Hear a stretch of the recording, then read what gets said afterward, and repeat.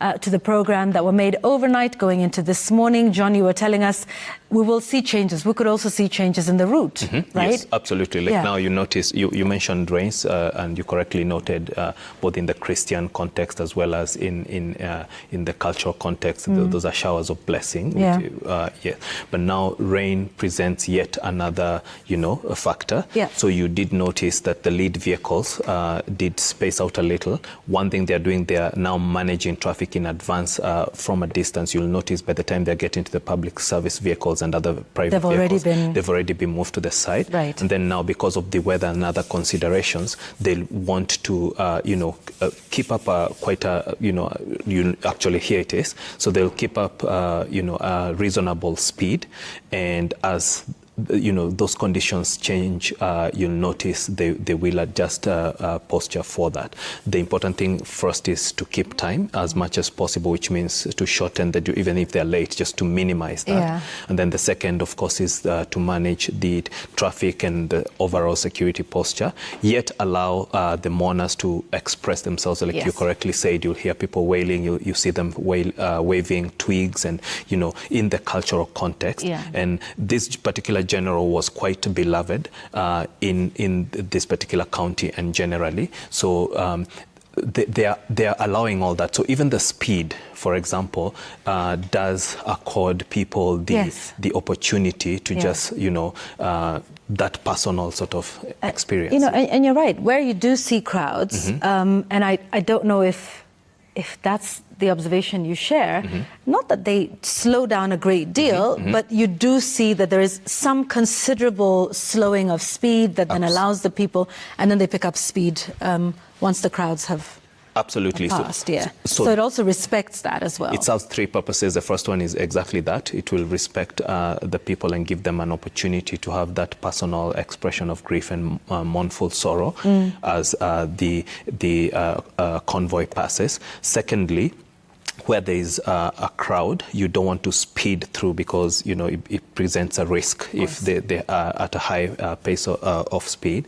And then thirdly, just for them to manage better, and this adjustment in posture and the dynamics that you can see, the speed also allows for that. And then once the road is clear, they can take on and pick up more speed and gain time. So there's actually a process to it. There's actually a science to it. Absolutely, and that is what we are witnessing on this unprecedented, rather sad day.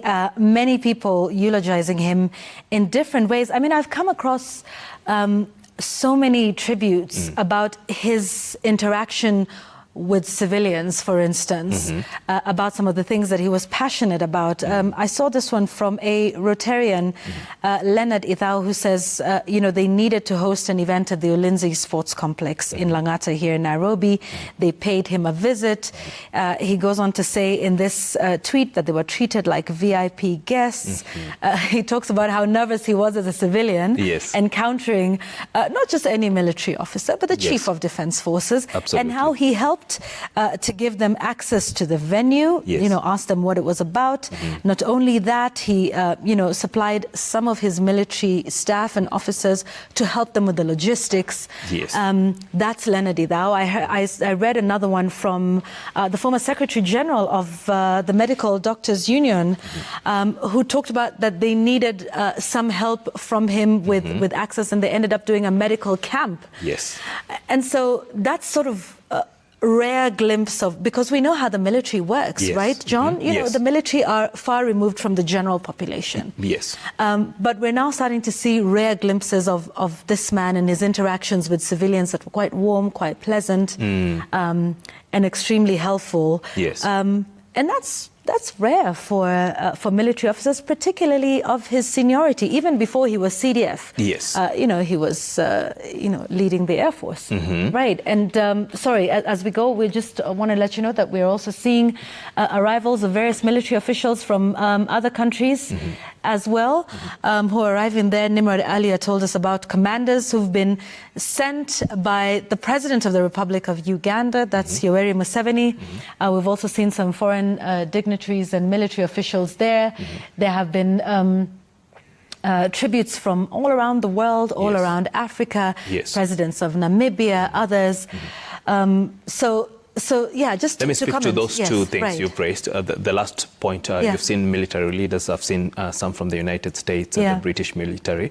I actually was watching a video yesterday where much earlier in his career, he was, attached with the U.S. Air Force, and they told him, you're a Kenyan ace pilot. I'm sure they would never have imagined not only will he be an ace pilot, but will rise to become a top ace, not just ace fighter pilot, but also an instructor and a trainer. He would rise to command the Air Force as well, and would now rise to become the CDF, the Chief of Defense Forces.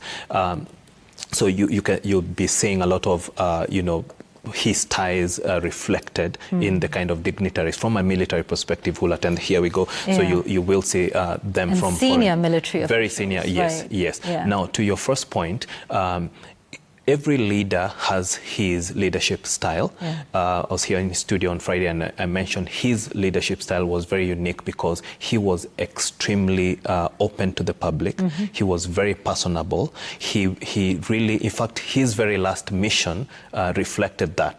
There's something the military call, winning the hearts and minds, even in a conflict area or in an area of operation where people would expect, the tough side of the military, the stick as opposed to the carrot. They would expect, that sort of expression of force. He was very big on now the other side, winning the hearts and minds. Those an opening of a school, those community engagement. But now to your specific point, he was unusually open to any, and he was a very humble man, both as a Christian and also in his personal, demeanor and character, and as a leader. So his leadership style was not only to lead from the front. You saw him jogging with his troops just 2 days prior, and those are the lowest rank, the private level, all the way.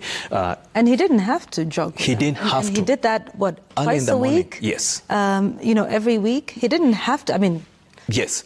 But yet...